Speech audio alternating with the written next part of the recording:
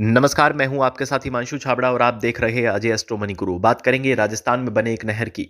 विशाल थार के रेगिस्तान में कभी मीलों लंबी दूरी तक रेतीले तोरों के सिवाय कुछ नजर नहीं आता था। वहां अब हरियाली छाई रहती है। वीरान क्षेत्र आबाद हो चुके हैं। क्षेत्र में बम्पर कृषि उपज पैदा हो रही है।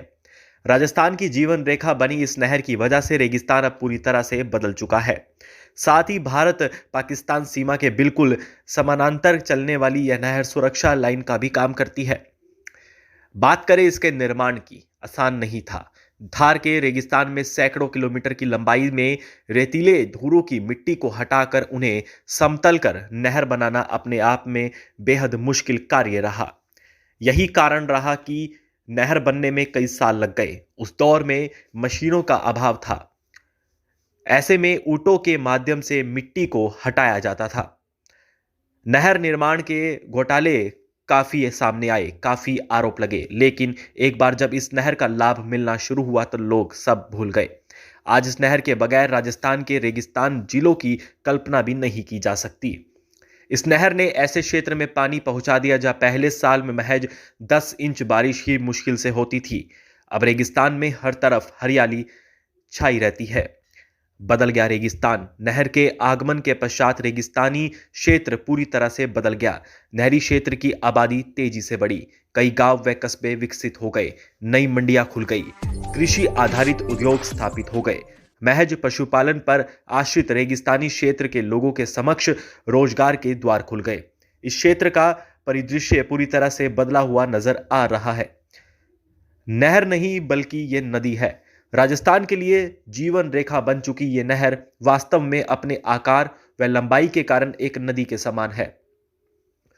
नहर पंजाब के फिरोजपुर के निकट सतलज व ब्यास नदी के संगम पर बने हरीके बैराज से शुरू होती है।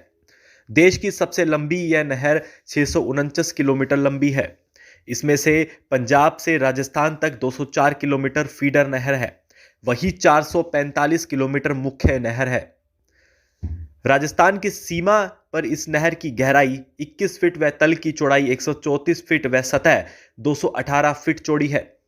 हनुमानगढ़ के मसीतावाली से लेकर जैसलमेर के मोहनगढ़ तक फैली मुख्य नहर से 9 शाखाएं निकलती है। सिंचाई के लिए इसकी वितरिकाएं 9245 किलोमीटर लंबी है। राजस्थान के 10 रेगिस्तानी जिलों के लोगों के हलक इस नहर के पानी से तर होते हैं।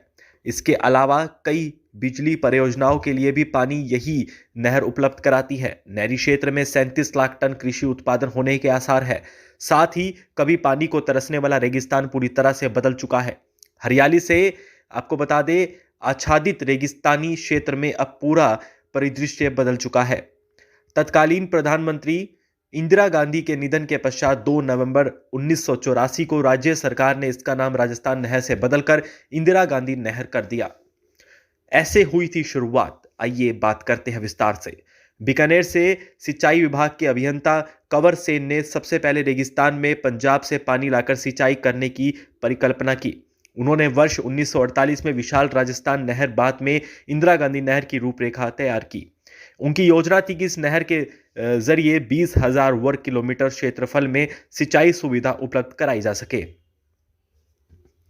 बीकानेर के तत्कालीन महाराजा गंगा सिंह ने यह योजना केंद्र सरकार के समक्ष रखी। लंबे विचार विमर्श के पश्चात केंद्र सरकार ने इस परियोजना को मंजूरी प्रदान की। 31 मार्च 1958 को केंद्रीय गृह मंत्री गोविंद वल्लभ पंत ने इसकी आधारशिला रखी।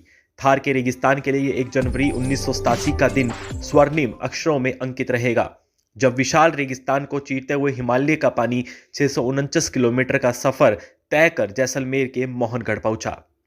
ऐसे की गई पानी की व्यवस्था। वर्ष 1960 में भारत पाकिस्तान के बीच पानी के बंटवारे को लेकर संधि हुई। इसके तहत भारत को रावी, ब्यास व सतलुज नदी के पानी पर अधिकार मिला।